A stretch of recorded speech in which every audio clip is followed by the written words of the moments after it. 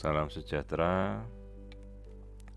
Kali ini saya akan menjelaskan perihal pemeriksaan non-invasif prenatal test, di mana pemeriksaan ini pada masa kini telah banyak dilakukan untuk membantu mendeteksi genetika dari janin sejak masih dalam kandungan. Jadi pemeriksaan ini dipelopori juga oleh Bu Mame di Indonesia ya, dan bekerja sama dengan BGI Genomics di Indonesia dan representatifnya yang ada sejak 2022, di mana markasnya bekerja di Shenzhen, China. Dan ini sudah banyak melakukan pemeriksaan genetika di dunia ya, dan kini telah available di Indonesia, di mana pemeriksaan ini kita melakukan pemeriksaan apakah ada suatu kondisi kelainan kromosom pada janin yang terjadi dalam kandungan, di mana kita mengambil sampel darah dari ibu. Jadi pada saat embrio sudah berkembang, dia menghasilkan fraksional sel DNA bayi yang itu bisa kita deteksi dalam darah ibu. Ya, gunanya untuk mengetahui apakah janin itu sejak dalam kandungan ada suatu kelainan genetika. Itu yang paling banyak kita gunakan dalam pemeriksaan genetika NIPT ini. Nah, di sini kita akan menjelaskan bagaimana kita melakukan prenatal testing dan kemudian introduksi apa saja sih yang kita lakukan dengan pemeriksaan genetika itu. Jadi kita melakukan pemeriksaan prenatal testing ini mulai dari pemeriksaan DNA, apakah ada kelainan aneuploidi pada janinnya, kemudian prenatal testing yang ada, dan prinsip-prinsip dari NIPT. Jadi pada kenyataannya itu 3.000 sampai 5.000 anak dengan kondisi Down syndrome atau trisomi 21 ini per tahun lahir di seluruh dunia. Dan masalah utama dari Down syndrome ini memang permasalahan dari kesehatan mental ya, itu yang menjadi pengaruh utama dari anak-anak dengan Down syndrome. Dan prevalensinya ini di Indonesia dari tahun ke tahun ini semakin meningkat ya.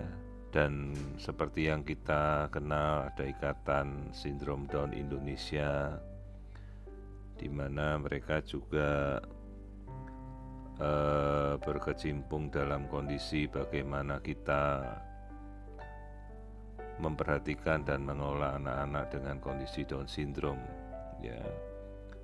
Tentunya ini yang menjadi permasalahan itu, anak-anak dengan Down syndrome kan memiliki kelainan-kelainan di sindromnya, seperti suatu kondisi kelainan jantung, dan juga meningkatkan biaya bagaimana perawatan pada anak-anak penderita Down syndrome ya.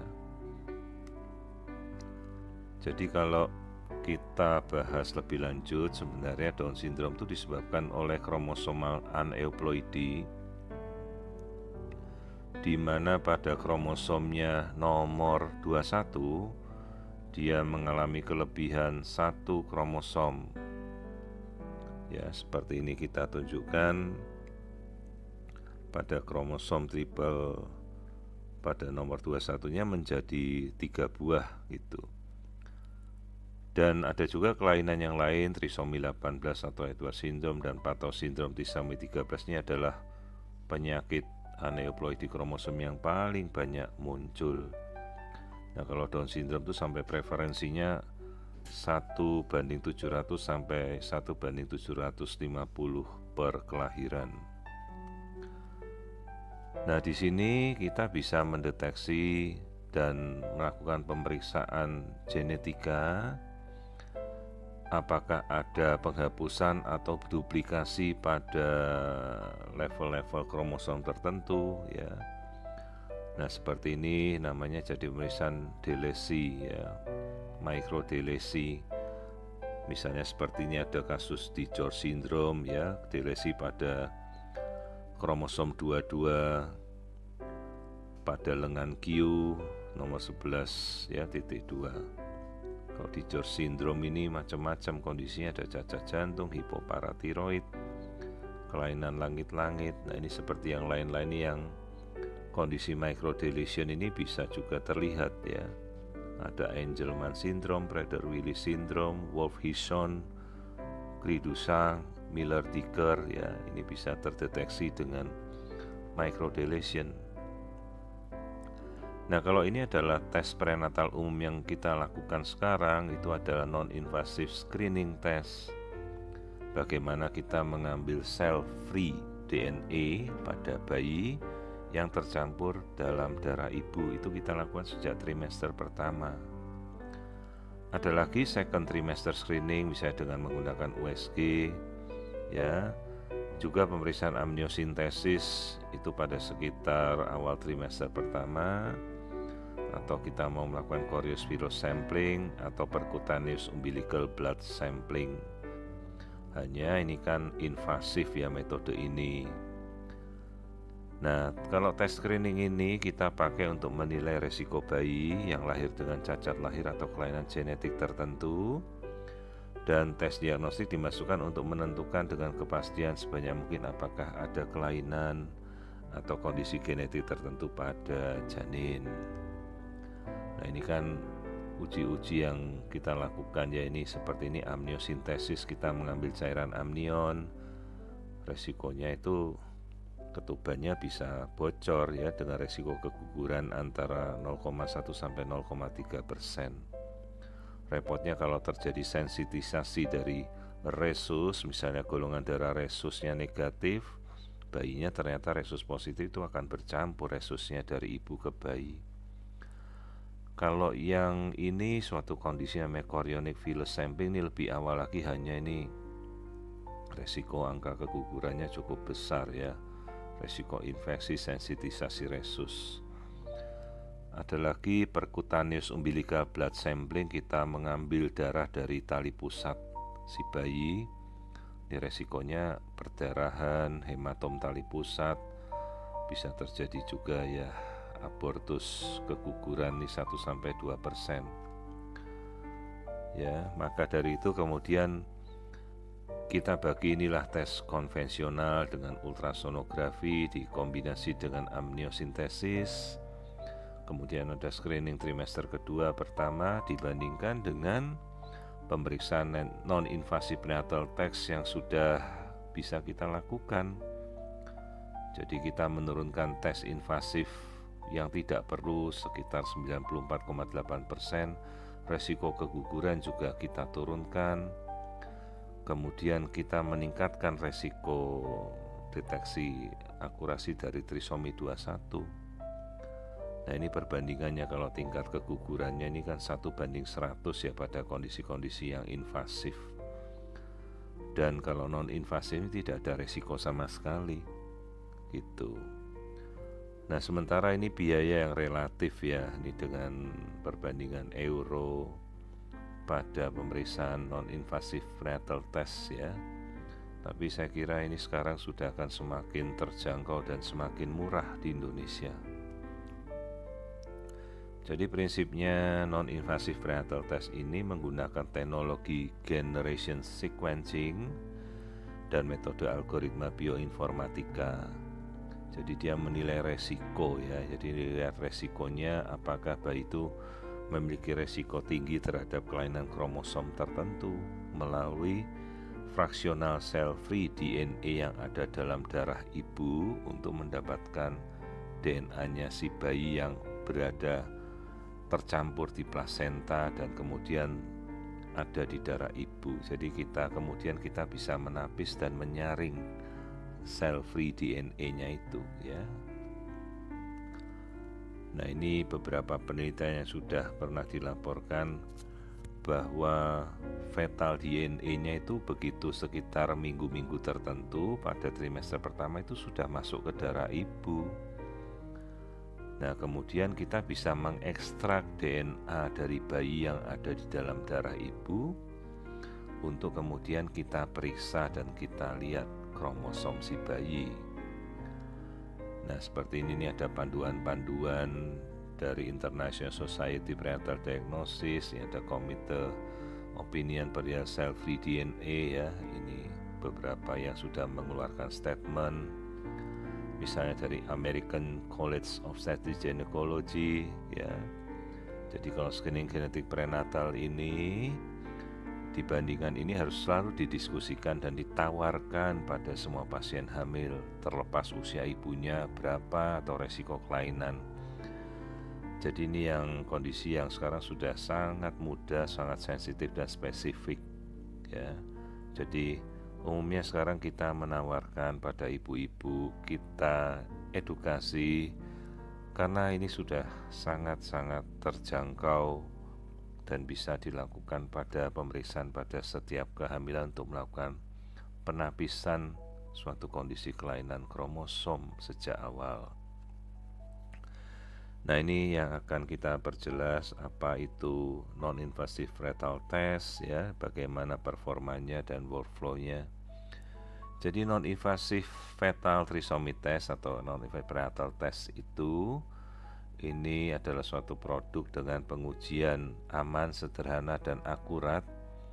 Jadi dia menawarkan pemeriksaan kondisi genetik pada setiap wanita hamil mulai minggu ke-10 ya, karena cell-free DNA dari fetus itu baru masuk ke darah ibunya sekitar minggu ini.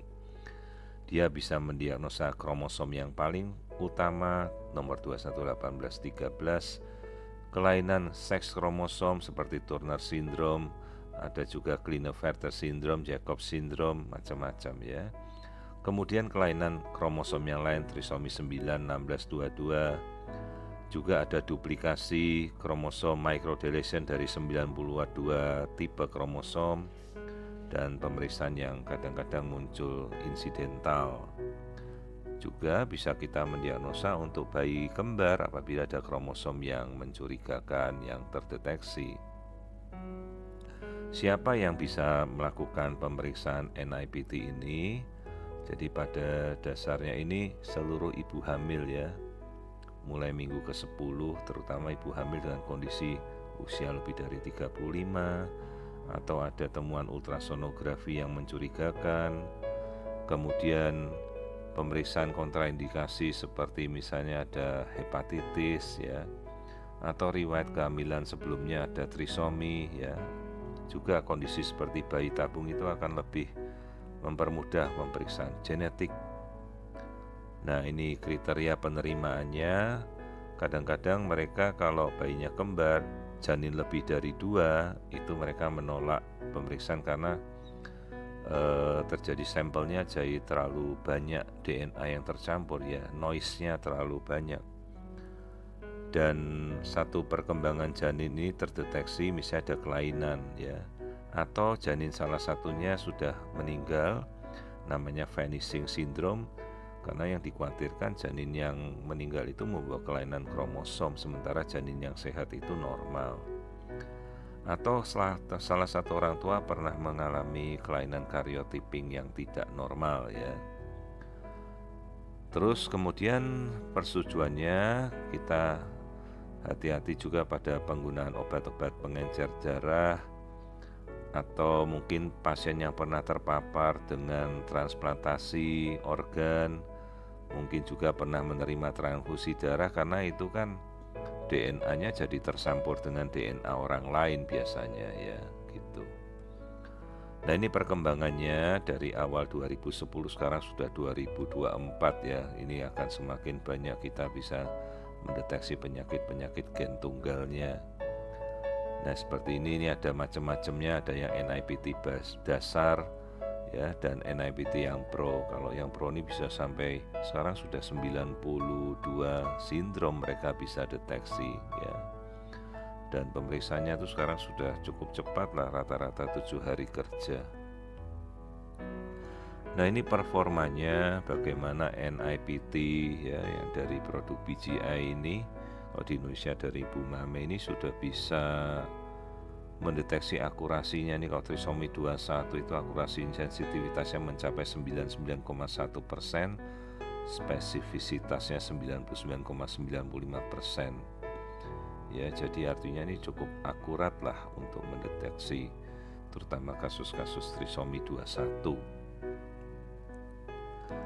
Nah, ini bagaimana sebaran dari usia hamil ya, usia ibunya ini, bagaimana berapa jumlah yang diperiksa, ini tidak akan terlalu banyak saya bahas.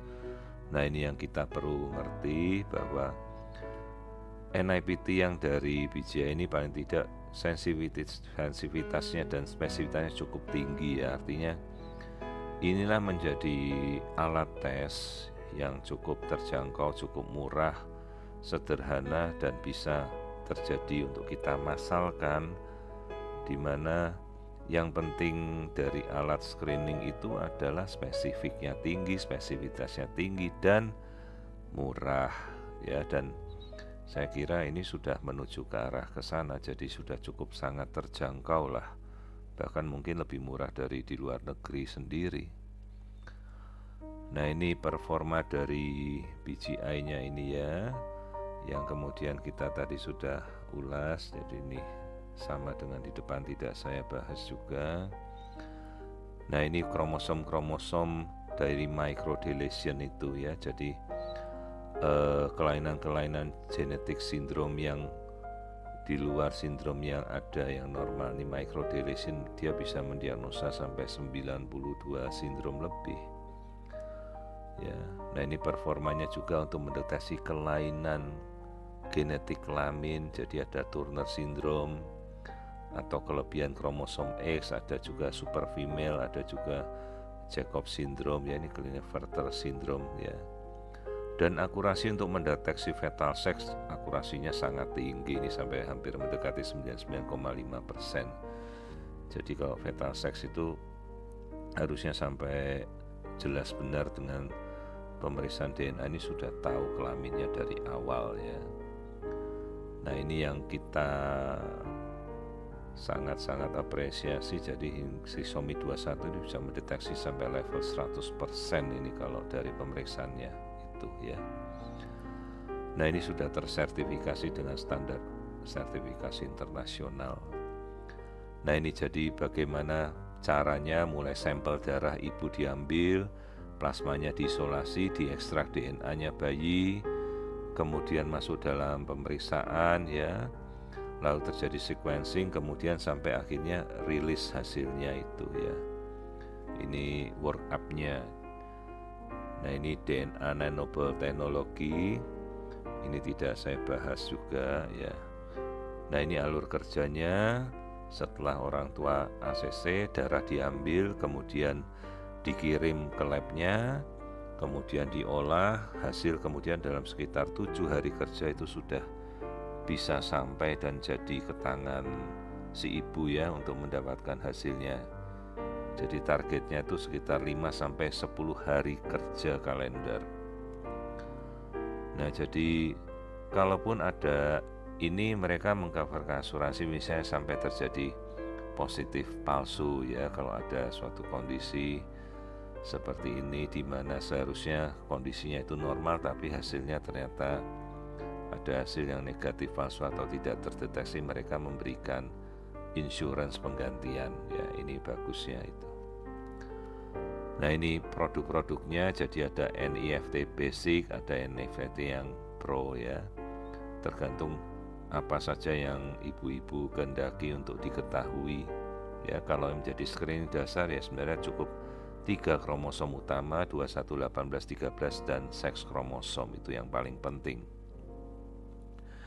Jadi secara summary yang bisa kita ketahui itu, jadi bagaimana pemeriksaan NIFT ini itu aman, akurat, komprehensif, dapat dipercaya, terasuransi, tersertifikasi, dan sekarang sudah sangat cepat dan sangat terjangkau ya.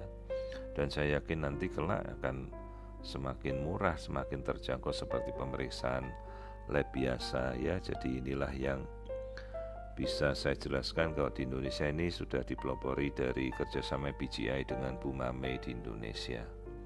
Saya kira itu yang bisa kita sampaikan. Jadi pemeriksaan dasar NIPT, NIFT ini sudah bisa sekali dijangkau dan sangatlah dianjurkan untuk pemeriksaan ini kita lakukan dalam setiap kehamilan dan kita tawarkan pada semua ibu hamil, apapun resikonya, apapun usianya.